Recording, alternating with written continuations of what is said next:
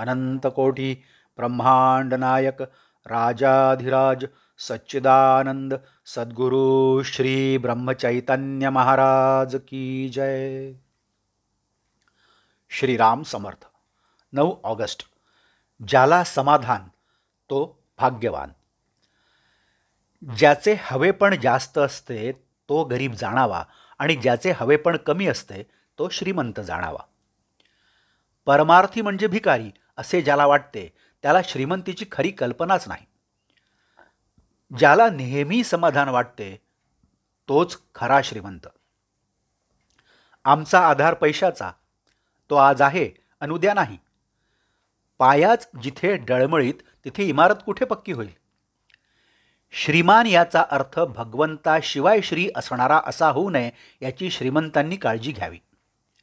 खरे म्हणजे समाधान हाच खरा पैसा, हीच खरी श्रीमंती, हेच खरे भाग्य आणि हेच खरे ऐश्वर्य होय। ज्याला समाधान जास्त तो जास्त भाग्यवान समजावा। समाधान हे आपल्याला घ्यायचे असते, दुसरा कोणी ते आपल्याला देऊ शकत नाही। खरोखर समाधानासारखे औषधच नाही। ते मिळत नाही म्हणून इतर औषधे घ्यावी लागतात। काळजी नाहीशी झाली की अखंड समाधान, शांती आणि आनंद मिळतो।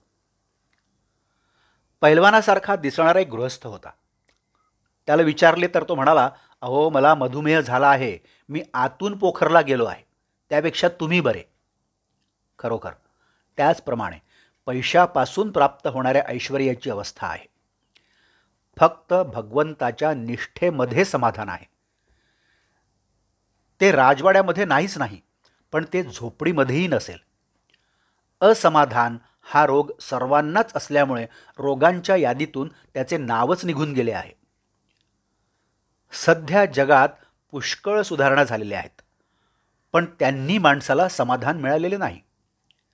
जीवन सुखी न होता मनाला जिच्यामुळे हुरहुर लागते ती सुधारणा कसली? व्यक्ती काय किंवा समाज काय यांची सुधारणा घडवून आणायला चित्त स्थिर असले पाहिजे।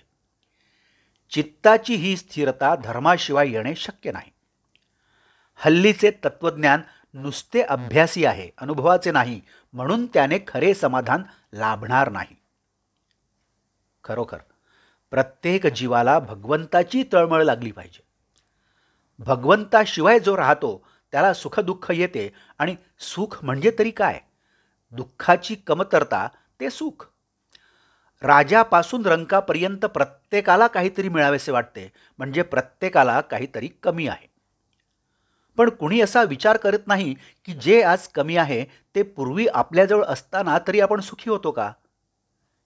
याचे उत्तर नाही असेच मिळते। ताजी जिलबी कल्पनेने खाण्यापेक्षा शिळ्या जिलबीचा तुकडा प्रत्यक्ष खाण्यामध्ये जास्त समाधान आहे। बुद्धीचा आनंद हा उपाधीचा आणि कल्पनेचा आनंद आहे। भगवंताचा आनंद हा उपाधिरहित आहे। हा आनंद मिळवायला भगवंताला शरण जाऊन त्याच्या नामात राहणे हा एकच उपाय आहे। आजचे बोधवाक्य: नामस्मरणाच्या योगाने आनंदाचा आणि समाधानाचा लाभ सहजी होतो, यात शंकाच नाही। जानकी जीवन स्मरण जय जय राम। नमस्कार। आपण या चॅनलला कृपया सबस्क्राईब करावी ही विनंती। आपण या चॅनलला सबस्क्राईब करा, लाईक करा, शेअर करा। आपल्या काही प्रतिक्रिया असतील तर त्यासुद्धा द्या। धन्यवाद। जय जय श्रीराम।